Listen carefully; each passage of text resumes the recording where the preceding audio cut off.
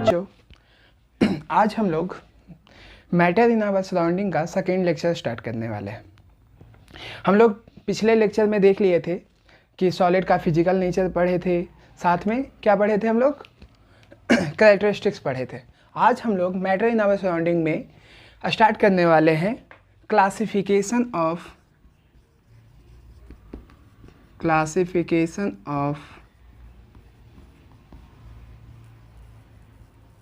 Matters.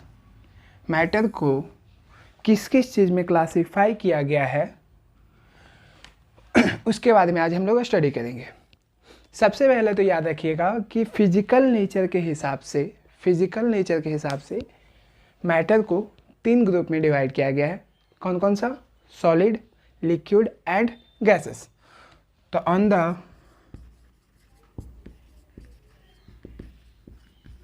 basis of physical nature, matter can be classified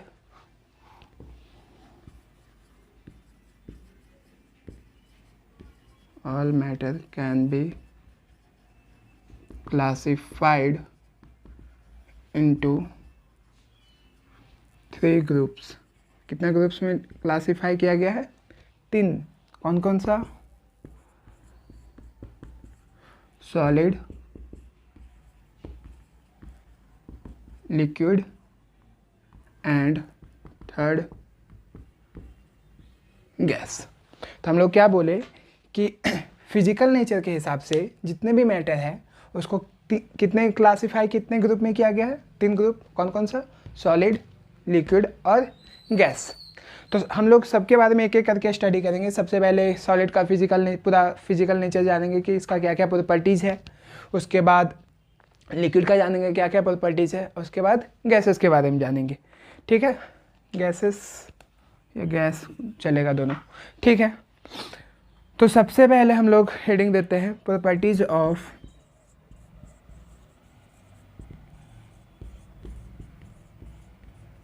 solid. सबसे पहले किसके बारे में पढ़ेंगे हम लोग? सॉलिड के बारे में प्रॉपर्टीज़ पढ़ेंगे, ठीक है। तो सबसे पहला, सॉलिड होता कैसा है? तो हम लोग को पता है कि सॉलिड कैसा दिखता है। सॉलिड आपको दिखेगा सबसे पहला कि इसका मास जो होगा फिक्स होगा, शेप इसका फिक्स होगा और साथ में इसका वॉल्यूम भी फिक्स होगा। क्या क्या बोले? सॉलिड का मास, शेप एंड क्या? वॉल्यूम। ये सब क्या होगा? फिक्स होगा। अगर पूछा जाए क्यों फिक्स होगा, क्या कारण है कि इसका शेप और वॉल्यूम फिक्स होता है, तो बस याद रखिएगा इसमें 2 कारण है। सबसे पहला तो इंटरमॉलिक्यूलर फोर्सेस जो होता है सॉलिड में बहुत ज़्यादा हाई होता है। इंटरमॉलिक्यूलर फोर्सेस जो सॉलिड के बीच में जो लगता है, पार्टिकल्स के बीच में, वो बहुत ज़्यादा स्ट्रॉन्ग होता है। साथ में इंटरमॉलिक्यूलर स्पेसेस बहुत कम होता है। इंटरमॉलिक्यूलर स्पेस जो पार्टिकल के बीच में होगा, जैसे ये पार्टिकल है तो दूसरा पार्टिकल, मतलब दोनों के बीच में जो इंटरमॉलिक्यूलर स्पेस होगा बहुत क्या होगा? बहुत ज़्यादा कम होगा। इस कारण से इसका शेप और इसका वॉल्यूम क्या होता है? फिक्स होता है, क्योंकि ये पोजीशन चेंज ही नहीं कर पाता। इतना ज़्यादा फोर्सेस लगता है कि इसका पोजीशन चेंज नहीं कर पाएगा। और जब पोजीशन चेंज नहीं होगा तो वॉल्यूम और शेप क्या होगा? फिक्स होगा। तो इस कारण से पहला प्रॉपर्टीज क्या बताएं कि solid have definite mass, shape and volume। तो पहला प्रॉपर्टी याद रखिएगा कि सॉलिड का मास, शेप और वॉल्यूम सेम होता है। क्यों होता है बता दिए। एग्जाम्पल के तौर पे आप बहुत सारा बता सकते हैं। सॉलिड में आप कुछ भी बता दे दीजिए, जैसे बुक हो गया,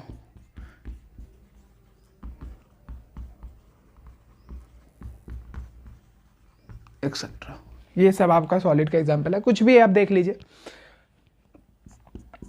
दूसरा बात, सॉलिड का जो डेंसिटी होता है बहुत ज़्यादा हाई होता है। सॉलिड का डेंसिटी क्या होता है? हाई होता है। Solid have high density. Solid का डेंसिटी क्या होता है? बहुत ज़्यादा हाई होता है। क्यों डेंसिटी हाई होता है? तो कारण वही है क्योंकि इंटरमॉलिक्यूलर स्पेसेस बहुत कम होता है, मतलब कि पार्टिकल्स के बीच में इंटरमॉलिक्यूलर स्पेस बहुत कम होता है, और जहाँ बहुत कम होगा स्पेसेस तो वहाँ डेंसिटी हाई होगा। ठीक है। अगर डेंसिटी का कोई फार्मूला पूछे कि डेंसिटी का फार्मूला क्या होता है, तो डेंसिटी का फार्मूला याद रखिए मास बाय वॉल्यूम।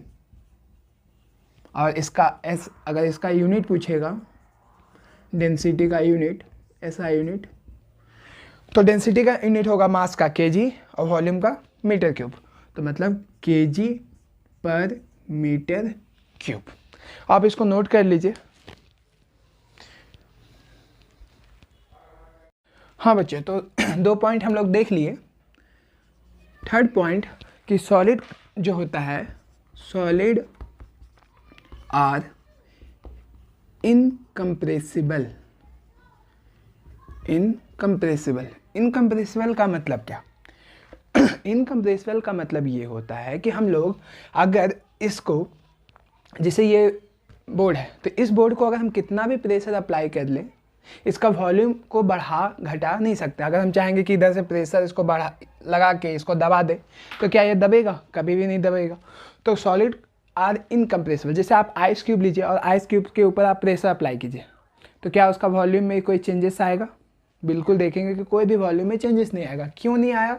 कारण यही है क्योंकि इंटरमॉलिक्यूलर स्पेसेस तो पहला बहुत कम होता है, साथ में इंटरमॉलिक्यूलर फोर्सेस इतना ज़्यादा स्ट्रांग होता है। पहला तो स्पेस नहीं है पार्टिकल के बीच में कि आप इसका वॉल्यूम को क्या कर सके, घटा सके, क्योंकि पहले से इतना चिपका हुआ है कि अगर आप फोर्स भी अप्लाई कीजिएगा तो कहाँ जाएगा। तो इंटरमॉलिक्यूलर फोर्स स्पेसेस जो होता है, सबसे पहला क्या होता है, वो बहुत ज़्यादा कम होता है। साथ में इंटरमॉलिक्यूलर फोर्सेस भी क्या होता है, बहुत ज़्यादा स्ट्रांग होता है। अगर हम इसको अलग करना भी चाहें तो वो टूट, अगर इसको हम आइस क्यूब रहेगा तो आइस क्यूब को अगर हम प्रेशर करेंगे, वॉल्यूम उसका चेंज नहीं, हाँ अगर ज़्यादा प्रेशर अप्लाई कीजिएगा तो टूट जरूर जाएगा, पर उसका वॉल्यूम में चेंजेस नहीं आएगा। तो क्या होगा? Solid are incompressible. That is, इसका मतलब ये कि इसका अगर हम लोग सॉलिड पे प्रेशर अप्लाई करें तो क्या इसका वॉल्यूम में कोई चेंजेस आएगा? तो बिल्कुल नहीं आएगा। तो that is volume of solid cannot be increased or decreased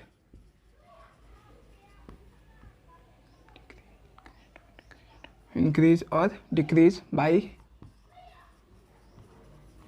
applying pressure।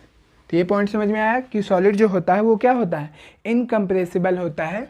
इस कारण से सॉलिड का वॉल्यूम हम लोग क्या चेंज नहीं कर सकते। चलिए चौथा पॉइंट क्या होगा कि सॉलिड जो है जहाँ पे रहेगा वहीं पे आपको दिखेगा। मतलब मैं समझाता हूँ। Solid can not be flow या solid can not flow. Solid जो है वो फ्लो नहीं करेगा। क्यों? क्या आपको बोर्ड यहाँ पे दिख रहा है? क्या कुछ दिन बाद आपको या कल या परसों हम अगर आएंगे तो क्या वो बहता हुआ नजर आएगा? क्या ये अपना पोजीशन चेंज करेगा? नहीं करेगा। ये जहाँ पे है वहीं पे रहेगा। मतलब सॉलिड कैन नॉट फ्लो। क्यों नहीं फ्लो होता है? कारण है इंटरमॉलिक्यूलर फोर्सेस बहुत ज़्यादा स्ट्रांग होता है, तो वो पार्टिकल्स को एक दूसरे से अलग होने नहीं देता है। इस कारण से solid can not flow. That is, हम लोग बोल सकते हैं सॉलिड आर रिजिड। सॉलिड कैसा होता है? रिजिड होता है। क्लियर है ये दो चौथा पॉइंट कि नहीं क्लियर है बच्चों? अगर आप लोगों को कहीं भी किसी पॉइंट में डाउट आएगा तो आप मुझे कमेंट कीजिएगा। 5th number, intermolecular forces. जो इंटरमॉलिक्यूलर फोर्सेस होता है सॉलिड में आर वेरी स्ट्रॉन्ग या बहुत ज़्यादा हाई।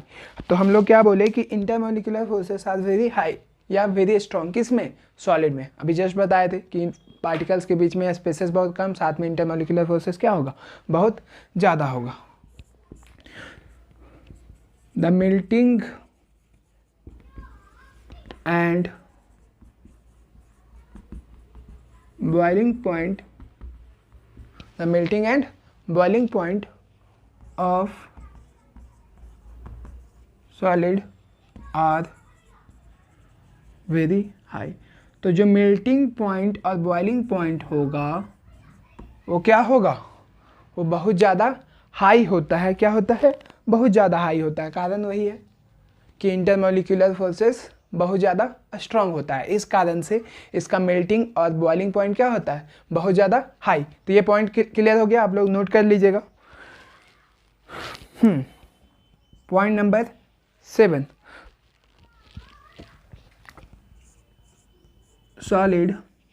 सॉलिड को पहले पॉइंट नंबर 7 समझ लीजिए कि सॉलिड जो है अगर हम इसको हीट करेंगे तो ये एक्सपैंड करेगा। जैसे आप आइस को देख लीजिए ना, आइस को हीट कीजिएगा तो क्या होगा, धीरे धीरे वो फैलना शुरू हो जाएगा, उसका मॉलिक्यूल है वो थोड़ा थोड़ा क्या होना शुरू हो जाएगा, दूर होना शुरू हो जाएगा। इसीलिए गर्मी के टाइम में आप एग्जांपल के तौर पे समझ सकते हैं कि जो रेल का पटरी होता है वो क्या होता है, गर्मी के टाइम में थोड़ा सा फैलता है। ठीक है, तो याद रखिएगा कि सॉलिड को जब हम लोग हीट करेंगे तो वो क्या होता है, एक्सपैंड होता है। जबकि अगर हम लोग सॉलिड का पार्टिकल को ठंडा करेंगे तो वो थोड़ा सा क्या होगा, कॉन्ट्रैक्ट होगा। ठीक है, तो सॉलिड एक्सपैंड और कॉन्ट्रैक्ट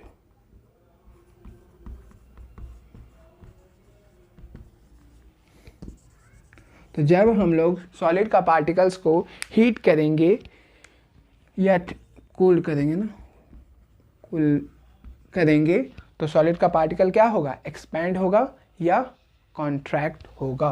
तो ये पॉइंट समझ में आया आपको 7 नंबर, कि सॉलिड का पार्टिकल को हीट करने पे एक्सपैंड करता है और ठंडा करने पे कॉन्ट्रैक्ट होता है। ठीक है, तो ये पॉइंट 7 था, आप इतना नोट कीजिए। आप लोग का क्लियर हो गया। अब पॉइंट नंबर हम लोग 8 देखेंगे। सॉलिड का एक और भी प्रॉपर्टीज है, सब्लिमेशन का। किसका प्रॉपर्टीज है, सब्लिमेशन का।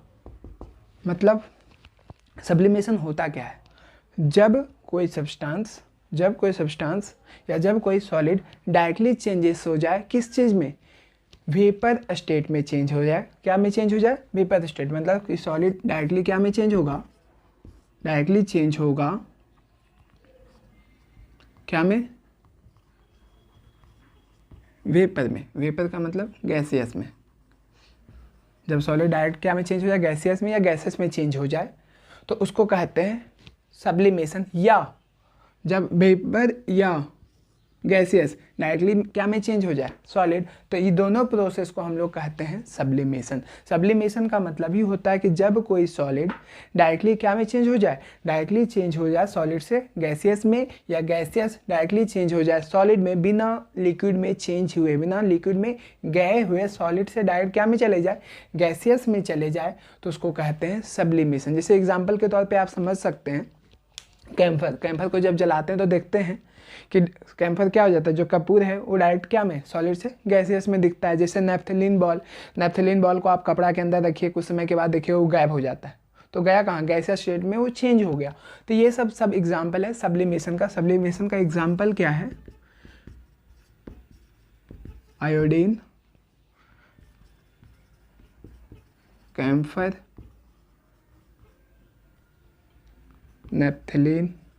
नैप्थलीन बॉल देख लीजिएगा, है ना। तो ये सब एग्जाम्पल हो गया सब्लिमेशन का। डिफाइन बोल दो तो डिफाइन लिख लीजिएगा, a solid which changes directly into vapor form without passing क्या में, without passing liquid state and the vapor। अब वेपर भी क्या होगा, वो डायरेक्टली चेंज क्या हो जाएगा, वेपर डायरेक्टली बैक। मतलब कि अगर हम सॉलिड से वेपर के हैं तो अगर वेपर को हम डायरेक्टली वापस लाएंगे तो वो भी क्या में आएगा, सॉलिड में आएगा, directly back into the solid is called sublimation, ठीक है, समझ में आ गया कि सब्लिमेशन क्या है। तो सब्लिमेशन जब कोई सॉलिड सब्सटेंस डायरेक्टली क्या में चेंज हो जाए, जब कोई सॉलिड सब्सटेंस डायरेक्टली चेंज हो जाए क्या में, वेपर स्टेट में, तो उसको कहते हैं, या वेपर डायरेक्टली चेंज हो जाए सॉलिड में, तो उस प्रोसेस को हम लोग कहते हैं सब्लिमेशन। ये पॉइंट क्लियर हुआ। चलिए next point number 9। Point number 9 एक और प्रॉपर्टी है जो हम लोग पहले भी पढ़े थे, डिफ्यूजन। डिफ्यूजन तो हम लोग पिछले क्लास में पढ़े थे कि डिफ्यूजन होता क्या है। हम बताए थे जब इंटरमिक्सिंग ऑफ पार्टिकल हो जाए, जब क्या हो जाए, इंटरमिक्सिंग ऑफ पार्टिकल, जब आपस में पार्टिकल, जब दो पार्टिकल आपस में क्या हो जाए, इंटरमिक्स हो जाए, तो उस प्रोसेस को कहते हैं डिफ्यूजन। पर याद रखना कि सॉलिड में तो डिफ्यूजन होता है पर बहुत धीरे होता है। क्या होता है, बहुत ज़्यादा धीरे। याद रखना एक बात कि जिसका डेंसिटी हाई होगा, जिसका डेंसिटी हाई होगा उसका डिफ्यूजन बहुत स्लो होगा। क्यों स्लो होगा, क्योंकि पहले से ही इंटरमॉलिक्यूलर स्पेसेस जो है बहुत कम है, तो इस कारण से डिफ्यूजन जो होता है बहुत धीरे धीरे होगा।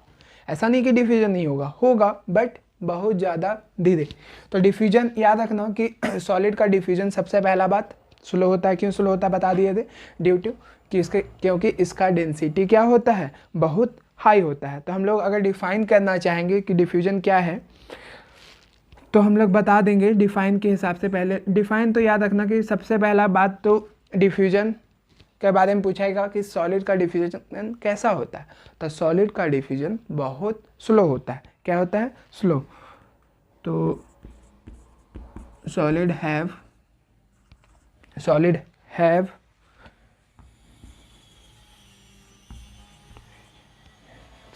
Very low diffusion. सॉलिड का जो डिफ्यूजन होगा बहुत लो होगा, ऐसा नहीं है कि नहीं होगा, बट बहुत स्लोली होगा। ठीक है, मतलब सॉलिड जो डिफ्यूज करेगा दूसरे सब्सटेंस में बहुत धीरे धीरे करेगा। सॉलिड, ऐसे समझ लो ये पॉइंट को कि solid diffuse into another very slowly, ये बात समझ लेना। ठीक है, कि सॉलिड जो है दूसरे सब्सटेंस पे जब डिफ्यूज करेगा तो बहुत धीरे करेगा। एग्जाम्पल के तौर पे अगर आप देखना चाहेंगे,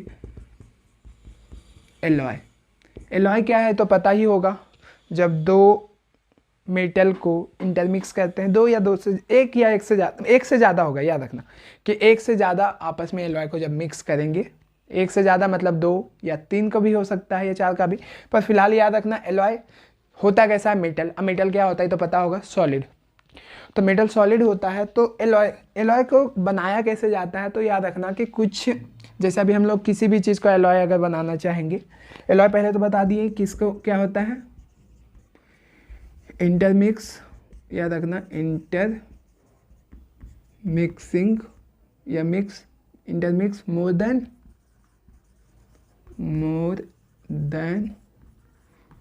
वन मेटल, जब एक मेटल से ज़्यादा इंटरमिक्स करेंगे।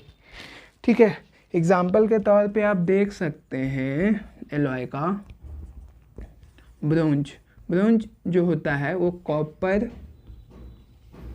प्लस टीन को मिला के बनाया जाता है। ठीक है या आप एक और एग्जाम्पल देख सकते हैं, एग्जाम्पल ऊपर में ही दिखा देते हैं। एक और एग्जाम्पल आप देख सकते हैं ब्रास का, जो कॉपर प्लस जिंक से बनाया जाता है। तो बनाया कैसे जाता है कि कुछ एटम्स कॉपर का ले लिया जाता है और कुछ एटम्स जिंक का ले लिया जाता है और दोनों को आपस में रख दिया जाता है। और रखने के बाद क्या होगा, जैसे हम लोग कुछ एटम ले लिए कॉपर का, ये कॉपर का ले लिए, ठीक है, ये क्या ले लिए, कॉपर का ले लिए, ये जो है कुछ ले लिए, ये जो है ये जिंक का, जैसे हम अभी ब्रास बनाना चाहते हैं तो कॉपर ले लिए, जिंक ले लिए, ये मेरा कॉपर है, ये सब जिंक है। ठीक है, तो जब रख देंगे तो कुछ समय के बाद क्या होगा, कुछ समय के अंदर सालों लग जाएंगे इसको आपस में इंटरमिक्स होने में। तो जब वो बनेगा तो फिर वो क्या बन जाएगा, एलॉय बन जाएगा। तो याद रखना बहुत धीरे होता है डिफ्यूजन, ये नहीं कि आज रखे कल हो जाएगा, ऐसा नहीं, थोड़ा सालों लग सकता है इसको बनाने में। तो ये हो गया सारा प्रॉपर्टीज़। ठीक है 9, चलिए इसको जल्दी से नोट कर लीजिए आप लोग। याद रखना कि जो काइनेटिक एनर्जी होगा सॉलिड का, द काइनेटिक एनर्जी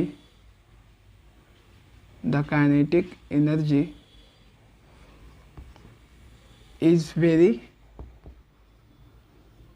लो, या लो, सीधा सीधा the kinetic energy is low, सीधा सीधा लो। याद रखो कि जो काइनेटिक एनर्जी होता है सॉलिड का वो बहुत ज़्यादा कम होता है। क्यों कम होता है कोई पूछ देगा, तो वही कारण है इंटरमोलिकुलर फोर्सेस बहुत ज़्यादा स्ट्रांग होता है। इस कारण से जो पार्टिकल है अपने पोजीशन से मूव ही नहीं कर सकता है। हाँ, अपने अगर उसको हीट करेंगे तो अपने पोजीशन पे वाइब्रेट ज़रूर करेगा, बट वो अलग नहीं होगा। हाँ, उसको बहुत ज़्यादा हीट करेंगे तो अलग हो भी जाए, बट ऐसे याद रखना कि सॉलिड में जो अभी ये सॉलिड है तो इसमें जो काइनेटिक एनर्जी होगा पार्टिकल का वो कैसा होगा, बहुत कम होगा, बहुत ज़्यादा कम होगा। तो याद रखना, ठीक है। अब हम लोग आते हैं, ये सारा प्रॉपर्टीज़ ख़त्म हो गया सॉलिड के बारे में। अब हम लोग नेक्स्ट पढ़ेंगे प्रॉपर्टीज़ ऑफ लिक्विड्स। तो अब लिक्विड का कुछ प्रॉपर्टीज़ जानेंगे। सबसे पहला, लिक्विड का तो मास तो फिक्स होगा, सबका मास तो फिक्स होने वाला है, मास में कोई चेंजेस नहीं आने वाला है। बट लिक्विड में क्या होगा कि इसका वॉल्यूम फिक्स होगा पर शेप फिक्स नहीं होगा।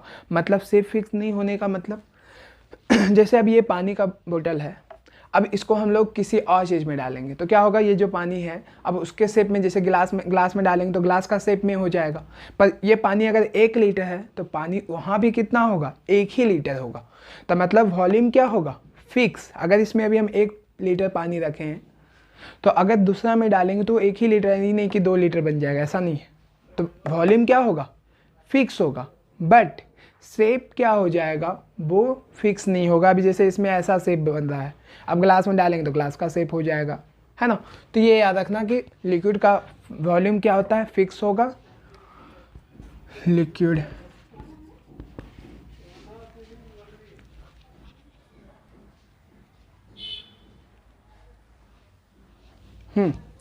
लिक्विड हैव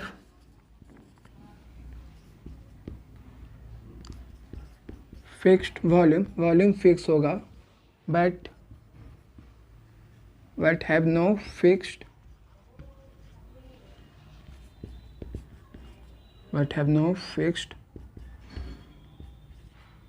shape, ठीक है। वॉल्यूम जो होगा वो तो फिक्स होगा बट शेप फिक्स्ड नहीं होगा, ठीक है। दूसरा बात, उसमें आए थे सॉलिड में क्या बताया था कि सॉलिड का डेंसिटी बहुत ज़्यादा हाई होता है। तो यहाँ पर याद रखना कि लिक्विड का भी डेंसिटी हाई होता है, but as compare to solid liquid का डेंसिटी थोड़ा क्या होता है, वीक होता है। क्यों वीक होता है, क्योंकि वहाँ पर इंटरमोलिकुलर स्पेस बहुत कम था, बहुत कम, क्या ऐसा। बट यहाँ क्या होगा, थोड़ा सा होगा। देखो यहाँ पर इंटरमोलिकुलर स्पेसेस थोड़ा सा होगा, तो थोड़ा सा इंटरमोलिकुलर स्पेस आने के कारण से यहाँ पर डेंसिटी क्या हो गया, वीक हो गया। हम पहले बताए थे कि डेंसिटी इंटरमोलिकुलर स्पेस पर डिपेंड करता है। याद रखना कि अगर इंटरमोलिकुलर स्पेसेस ज़्यादा होगा तो डेंसिटी हाई होगा, अगर इंटरमोलिकुलर स्पेसेस थोड़ा सा जहाँ कम हुआ तो डेंसिटी भी क्या होगा, कम हो जाएगा। तो याद रखना कि लिक्विड का जो डेंसिटी होता है वो क्या होता है, ज़्यादा तो होता है, but as compare to solid वो क्या होता है, कम होता है। तो द डेंसिटी ऑफ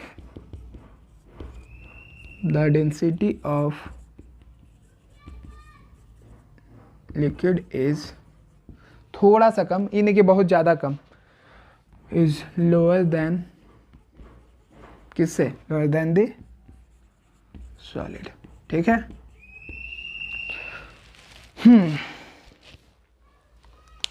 ये हो गया 2 पॉइंट। तीसरा पॉइंट का बात किया जाए तो हम लोग पढ़े थे, क्या पढ़े थे हम लोग पढ़े थे कि जो सॉलिड का जो क्या पढ़े थे कि ये होता है ये कंप्रेसिबल। हम बताए थे कि सॉलिड इनकम्प्रेसिबल होता है, मतलब सॉलिड को हम लोग कंप्रेस नहीं कर सकते हैं, है ना। सॉलिड को कंप्रेस नहीं कर सकते हैं, तो लिक्विड को भी क्या कंप्रेस कर सकते हैं, पर बहुत ज़्यादा नहीं, क्योंकि यहाँ पर स्पेसेस इतना भी ज़्यादा नहीं है यहाँ पर स्पेसेस इतना भी ज़्यादा नहीं कि बहुत ज़्यादा कंप्रेस हो जाए, कंप्रेस होगा बिल्कुल होगा, बट बहुत कम, है ना, बहुत कम, स्लाइट, थोड़ा बहुत। ठीक है, तो लिक्विड आर स्लाइटली, एक minute, liquid are slightly more compressible than किससे, सॉलिड से। ठीक है, तो लिक्विड जो है कंप्रेसिबल होता है, ऐसा नहीं कि नहीं होगा, होगा बिल्कुल होगा, बट बहुत कम, लिटिल बिट, बहुत कम। क्यों? क्योंकि इंटरमोलिकुलर सेल्स बहुत ज़्यादा भी ये नहीं होता है, दूर दूर नहीं होता है पर थोड़ा बहुत। तो हल्का फुल्का है, तो हल्का फुल्का अगर हम लोग कंप्रेस करेंगे तो लिक्विड हो जाएगा कंप्रेस, बिल्कुल होगा, बट एकदम माइनर। ठीक है,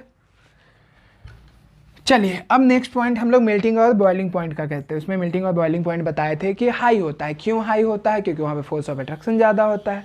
यहाँ पे भी मेल्टिंग और बॉइलिंग पॉइंट हाई होगा, बट सॉलिड की तुलना में थोड़ा क्या होगा, कम, है ना। द मेल्टिंग एंड, शॉर्ट में लिख रहे हैं melting point and boiling point. ठीक है, the MP and BP, BP मतलब बॉइलिंग पॉइंट ऑफ लिक्विड। आज ऐसे तो पूछा जाएगा कि बताइए कि मेल्टिंग और बॉइलिंग पॉइंट लिक्विड का क्या होगा, तो ऐसे बोलिएगा हाई होगा, बट सॉलिड के तुलना में बात किया जाए तो वो लो होगा। तो the melting and boiling point of liquid are lower than किससे, सॉलिड। ऐसे तो हाई होगा बट लो होगा, किसके तुलना में, सॉलिड के तुलना में।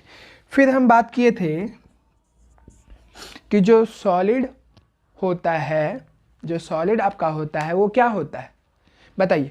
सॉलिड जो होता है आपका क्या होता है? तो हम लोग पढ़े थे, हम लोग क्या पढ़े थे कि सॉलिड आपका फ्लो नहीं करता है।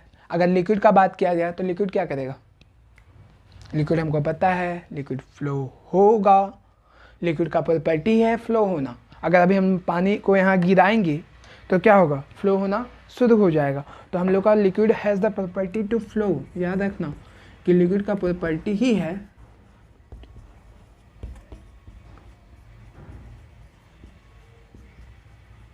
टू फ्लो, है ना। लिक्विड का प्रॉपर्टी ही है, इसलिए इसको हम लोग बोलते भी हैं फ्लूइडिटी, फ्लूइडिटी, है ना। फ्लूइडिटी बोला ही भी जाता है कि लिक्विड का प्रॉपर्टी ही होता है फ्लो होना। तो ये पॉइंट क्लियर हुआ, हो गया, तो आप इसको नोट डाउन कर लीजिए। डिफ्यूजन हम बात करते हैं, किसका बात करते हैं, डिफ्यूजन का। यहाँ पर सब्लिमेशन नहीं आएगा। सब्लिमेशन क्या बताए थे आपको, सब्लिमेशन बताए थे कि जब सॉलिड डायरेक्टली क्या में चेंज हो जाए, डायरेक्टली चेंज हो जाए गैसियस में। इसीलिए याद रखना कि लिक्विड का सब्लिमेशन प्रॉपर्टीज नहीं होता है। ठीक है, अब आते हैं डिफ्यूजन। तो डिफ्यूजन तो आपको पता ही है, इंटरमिक्सिंग ऑफ पार्टिकल्स। ये तो आप लोग को क्लियर ही है कि होता क्या है डिफ्यूजन। तो इंटरमिक्सिंग ऑफ पार्टिकल्स, जब दो या दो से ज़्यादा पार्टिकल आपस में इंटरमिक्स हो जाए उसको क्या कहते हैं, डिफ्यूजन हो कहते हैं। ठीक है, तो अब आप समझना कि अगर हम एक एग्जांपल बताएं कि एक ये बीकर है, अब ये दूसरा बीकर है, ठीक है, और इसमें पानी से भरा हुआ है, ठीक है, ये पानी से भरा हुआ है, ठीक। और इसमें हम लोग सबसे पहला क्या डाल रहे हैं, इंक, ठीक है, और इसमें हम लोग दूसरा में हनी, ठीक है। एक में इंक और दूसरे में हनी डाल रहे हैं, तो क्या होगा, आपको क्या देखने को मिलेगा कुछ समय के बाद, 10 से 15 मिनट छोड़ दीजिए इसको, तो क्या देखने को मिलेगा, कौन पूरा घुल स्प्रेड होगा पानी में और कौन जल्दी होगा, कौन लेट से होगा, कोई बता सकते हैं? हाँ, तो हम बता रहे हैं क्या होता है कि इंक जो है, जब इंक देखेंगे तो इंक जो होगा, अभी ये पानी है तो इसको थोड़ा बहुत ही दिखाते हैं ना, समझिए कि यहाँ तक पानी भरा हुआ था, ऐसे समझिए पानी इसमें यहाँ तक भरा हुआ था, ठीक है। और इसमें भी पानी वहीं तक दिखाते हैं, सेम टू सेम, ताकि आपको समझ में आ जाए, नहीं तो फिर ये दिखाएंगे तो क्लियर होगा नहीं, ठीक है। पानी यहाँ तक भरा हुआ है, तो आपको देखने को क्या मिलेगा कि जो इंक है 10 से 15 मिनट के बाद वो पूरे तरह से क्या दिखेगा, घुला हुआ दिखेगा। घुला हुआ दिखेगा मतलब कि वो पूरे स्प्रेड आउट हो जाएगा, पूरे पानी में वो फैल जाएगा। जबकि हनी जब देखेंगे तो हनी क्या देखेंगे कि वो थोड़ा बहुत ही फैला होगा, वो जो है वो थोड़ा बहुत ही फैला होगा, पूरा स्प्रेड आउट नहीं हुआ होगा। कारण क्या है पूरा स्प्रेड नहीं होने के कारण? हनी हम लोग को पता है कि हनी होता कैसा है। हनी कैसा होता है? तो हनी हम लोग को पता है थोड़ा सा विस्कस होता है। विस्कस का मतलब थोड़ा सा गाढ़ापन, थोड़ा सा चिपचिपा। अब बताइए, अगर आप सिंपल से समझिए ना कि एक तरफ पानी है और एक तरफ हनी है, गिराइए तो कौन पहले गिरेगा? पानी, क्योंकि पानी का डेंसिटी बहुत कम है एज कंपेयर टू हनी। बहुत कम है मतलब कि किसके तुलना में? हनी की तुलना में। तो हनी का डेंसिटी क्या होता है? बहुत ज़्यादा हाई होता है, ठीक है, एज कंपेयर टू इंक। तो अब होगा क्या, हम अभी जस्ट पीछे बताए थे कि जिसका डेंसिटी हाई होगा उसका डिफ्यूजन बहुत स्लो रेट में होगा। बताया था ना पीछे कि सॉलिड का प्रॉपर्टी है डिफ्यूजन तो होता है पर बहुत धीरे होता है। हनी भी क्या है? थोड़ा सा विस्कस है, थोड़ा सा चिपचिपा है। तो इस कारण से हनी का जो डेंसिटी है वो बहुत ज़्यादा हाई होगा। तो हम लोग देखेंगे क्या देखने को मिलेगा? देखने को मिलेगा कि जो इंक है वो बहुत जल्दी फैल गया है, जबकि हनी थोड़ा सा टाइम लगेगा। फैलेगा, ये भी पूरा फैलेगा, बिल्कुल करेगा, पर इसको टाइम ज़्यादा लग जाएगा। टाइम जो लेगा वो हो सकता है कि ये 15 मिनट में हुआ तो हो सकता है ये आधा घंटा 1 घंटा ले होगा। ये भी डिफ्यूजन होगा बट स्लो रेट से। तो ये समझ में आ गया डिफ्यूजन। हम बताए थे पिछले बार कि डेंसिटी जिसका डेंसिटी हाई उसका डिफ्यूजन स्लो रेट वो क्या होगा? थोड़ा सा कम होगा, ठीक है। तो हम क्या देखने को मिलेगा मेरे को? एन इंक ड्रॉप जो होगा वो थोड़ा सा जल्दी डिफ्यूज होगा, डिफ्यूजेस फास्टर, है ना। जो इंक ड्रॉप है वो जल्दी से डिफ्यूज करेगा, ठीक है। किसके तुलना में? डिफ्यूजेस फास्टर इन कहाँ दिखा देना, इन वाटर। देन किसके तुलना में? अभी बता दिए थे, हनी के तुलना में। Then does a drop of honey, ठीक है, क्लियर है। Density of honey is greater than किसके तुलना में? Greater than that of ink. बस इंक के तुलना में डेंसिटी जो है हनी का वो बहुत ज़्यादा हाई है, इस कारण से डिफ्यूजन रेट हनी का कम होगा और इंक का ज़्यादा होगा। तो ये पॉइंट क्लियर हो गया तो नोट कर लीजिए। नेक्स्ट पॉइंट पे आएंगे हम लोग। पॉइंट नंबर 7 हम लोग पढ़ेंगे कि जो फोर्सेस ऑफ अट्रैक्शन जो होता है वो थोड़ा सा कम होता है। किसके तुलना में? सॉलिड के तुलना में। तो द फोर्सेस ऑफ अट्रैक्शन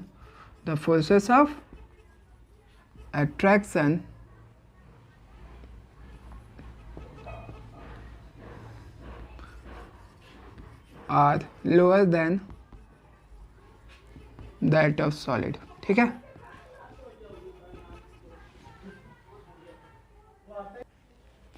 ठीक है, उसके बाद जो काइनेटिक एनर्जी होता है, the kinetic energy of the liquid is high, ठीक है। लिक्विड का काइनेटिक एनर्जी होता है वो हाई होता है। कारण है लिक्विड का काइनेटिक एनर्जी हाई होने का कारण, क्योंकि यहाँ पर जो फोर्सेस होता है इंटरमोलिकुलर फोर्सेस वो थोड़ा सा वीक होता है। वहाँ पे देखे तो इंटरमोलिकुलर फोर्सेस जो होता है वो बहुत ज़्यादा होता है, इस कारण से काइनेटिक एनर्जी कम। तो याद रखना, जिसका फोर्सेस ऑफ अट्रैक्शन वीक मतलब जिसका बहुत कम होगा तब तो उसका बहुत ज़्यादा हो जाएगा। बट याद रखना काइनेटिक एनर्जी सीधा सीधा किस पे डिपेंड करता है, फोर्स ऑफ अट्रैक्शन पे डिपेंड करता है। जिसका फोर्स ऑफ अट्रैक्शन ज़्यादा, काइनेटिक एनर्जी कम। जिसका फोर्स ऑफ अट्रैक्शन कम है, ठीक है, या जिसका फोर्स ऑफ अट्रैक्शन बहुत ज़्यादा है, तो उसका काइनेटिक एनर्जी क्या होगा, बहुत कम होगा। तो सीधा सीधा याद रखना कि kinetic energy depends on force of attraction. तो ये मेरा जितना पॉइंट था लिक्विड का, प्रॉपर्टीज ऑफ लिक्विड का, वो सारा बता दिए। अब आते हैं प्रॉपर्टीज ऑफ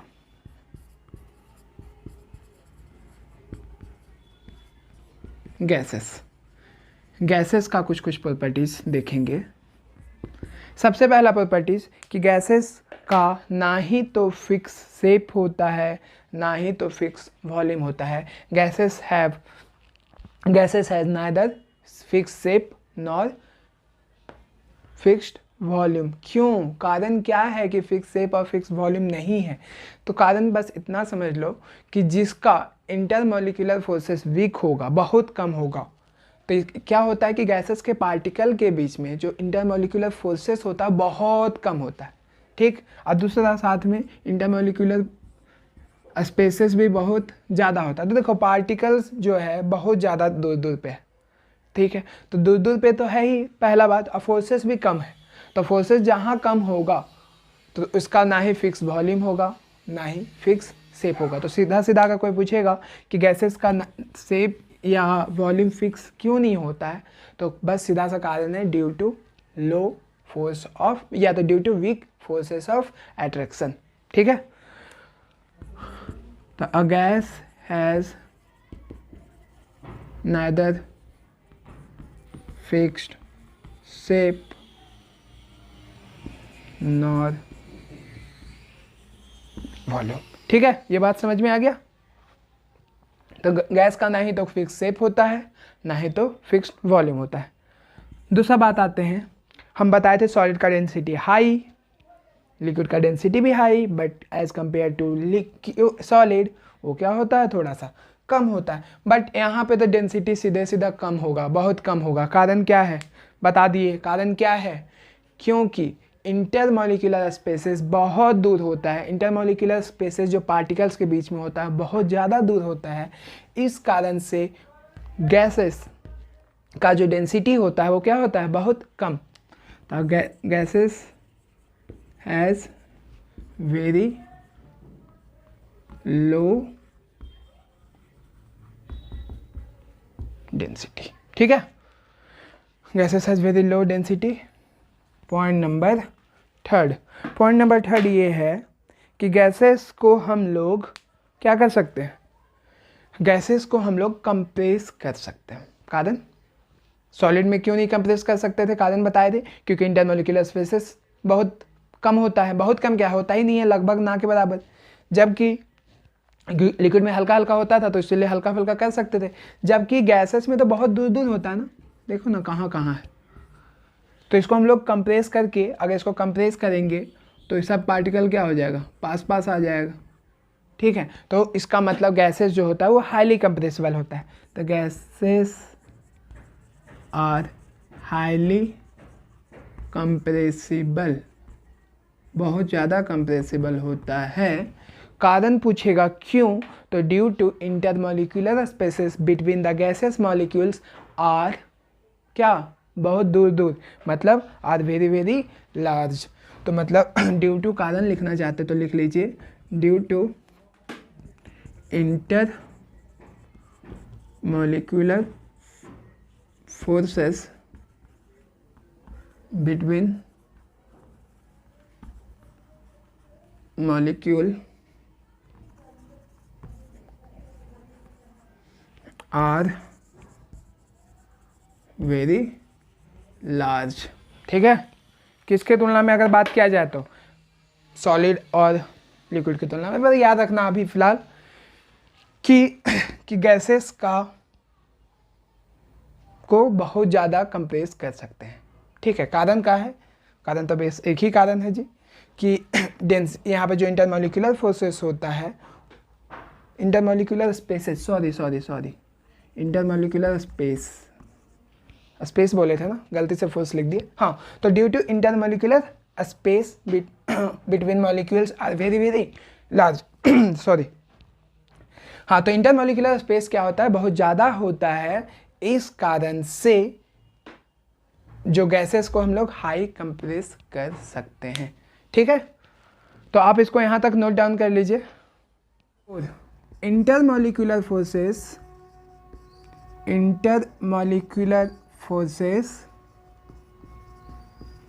ऑफ गैसेस या गैसेस जो भी है आर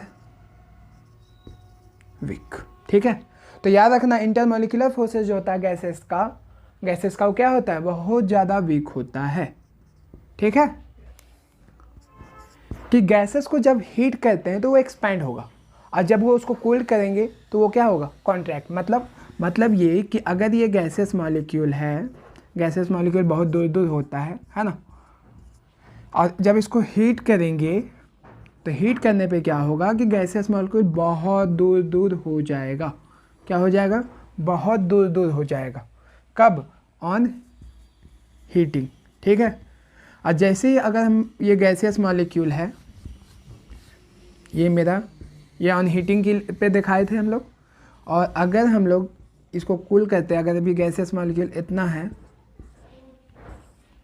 तो क्या होगा, जब इसको कूल करेंगे तो गैसियस मॉलिक्यूल बहुत पास आ जाएगा। क्या करेंगे, ऑन कूलिंग। तो कूलिंग करने पे क्या होगा कि गैसियस मॉलिक्यूल बहुत ज़्यादा पास आ जाएगा, कॉन्ट्रैक्ट हो जाएगा, और हीटिंग में क्या होगा, एक्सपैंड हो जाएगा। ठीक है, ये gases can be made expand और कॉन्ट्रैक्ट कब, ऑन हीटिंग और कूलिंग। ऑन हीटिंग और कूलिंग। तो जब हम किसी चीज़ को हीट करेंगे, मतलब गैसेस को हीट करेंगे तो वो एक्सपैंड होगा। देखिए एक्सपैंड हो रहा है, और जब इसको हम लोग कूलिंग कर रहे हैं तो देख रहे हैं गैसेस का मॉलिक्यूल जो होगा वो पास आने लगेगा, कॉन्ट्रैक्ट होने शुरू होगा। जैसे आप सोचिए ना, आप गैस लिए, गैस को आप वेपर को आप फ्रिज में डाल दीजिए, तो कुछ समय के बाद देखें कि वो क्या होगा, लिक्विड में चेंज होगा। लिक्विड के बाद वो क्या में चेंज होना शुरू हो जाएगा, सॉलिड के फॉर्म में चेंज होना शुरू हो जाएगा। तो ये सब गैसेस है। ठीक है, तो इसको नोट कर लीजिए पॉइंट नंबर 5 तक।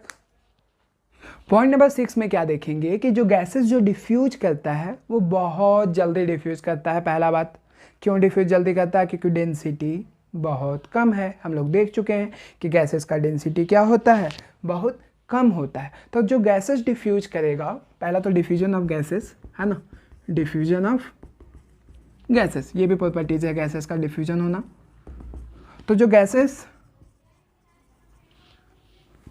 Diffuse in one another to form homogeneous mixture. तो याद रखिएगा, जो गैसियस जो डिफ्यूज करता है वो तो बहुत जल्दी करेगा ही, ठीक है, बहुत ज़्यादा जल्दी करेगा। साथ में जब डिफ्यूज होगा तो वो होमोजेनियस मिक्सचर बनाएगा, मतलब जब एक बार मिल जाएगा तो वो अलग होगा नहीं। ठीक है, मतलब कि जैसे अभी आप परफ्यूम को रूम में स्प्रे कीजिए, वो क्या होगा, रूम में पूरा फैल जाएगा। क्या फिर हम लोग उस परफ्यूम को अलग कर सकते हैं क्या? एक बार मिक्स हो जाने के बाद वो पूरी तरह से मिक्स हो जाता है, उसको अलग नहीं कर सकते हैं। इसीलिए यहाँ पे क्या बनाता है, होमोजीनियस मिक्सचर। एग्जाम्पल के तौर पे आपको बताया है कि परफ्यूम को जब हम लोग एक बार स्प्रे करेंगे तो क्या देखेंगे, पूरे रूम में फैल गया, अब बहुत जल्दी फैलेगा। तो यह है diffusion of gases. Point number 7 कि काइनेटिक एनर्जी ऑफ गैसेस जो होता है वो बहुत ज़्यादा हाई होता है, बहुत ज़्यादा हाई। क्यों?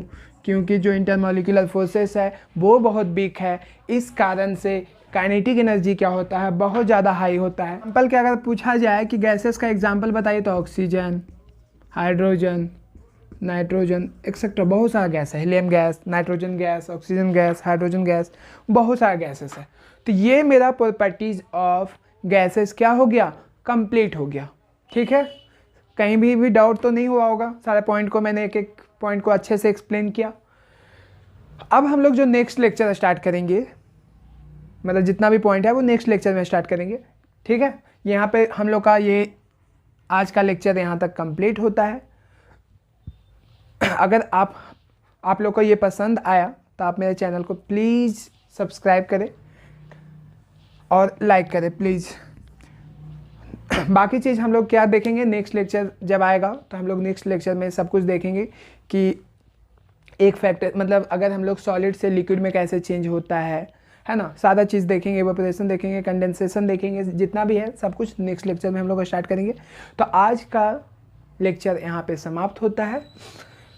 बाकी जिसको कोई प्रॉब्लम हो तो वो आप लोग कमेंट कर सकते हैं। किसी भी पॉइंट में अगर आप लोग को प्रॉब्लम आ रहा हो तो आप प्लीज़ कमेंट करें, मैं सबको आंसर बताऊंगा, ठीक है। तो आज का हम लोग यहीं पे समाप्त करते हैं लेक्चर। Thank you.